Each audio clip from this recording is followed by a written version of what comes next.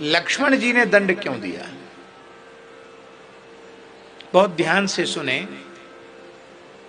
श्री जानकी जी साक्षात भक्ति स्वरूपा है।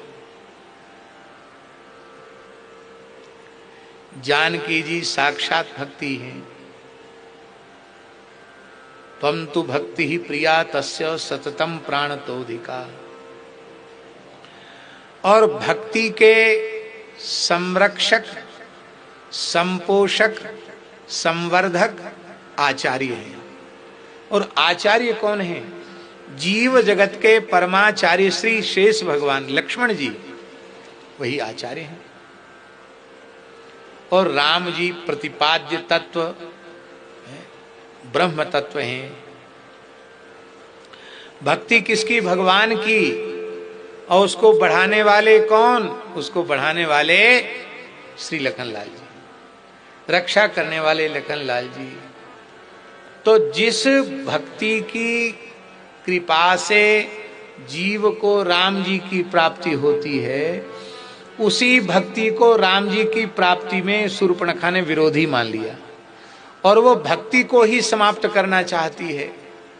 तो लक्ष्मण जी महाराज भक्ति को भला कैसे नष्ट होने दे सकते थे? लखनलाल जी ने तत्काल इसकी नाक कान काट दिए। नाक कान ही क्यों काट दिए? गला काट देते, नाक कान क्यों काट दिए? स्त्री का वध नहीं करना चाहिए, इसलिए वध नहीं किया। नाक कान क्यों काटे?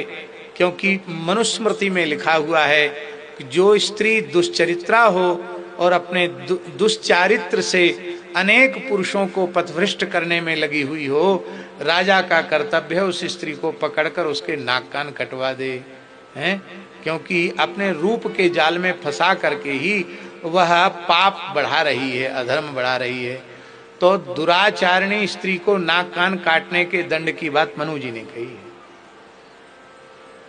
राम जी की कोई क्रिया अशास्त्रीय नहीं है, ये राम जी की विशेषता है। इसलिए कम से कम अब खुद भी पाप से बचेगी, दूसरों को भी पाप से बचाएगी। इसलिए नाक कान काट दिए।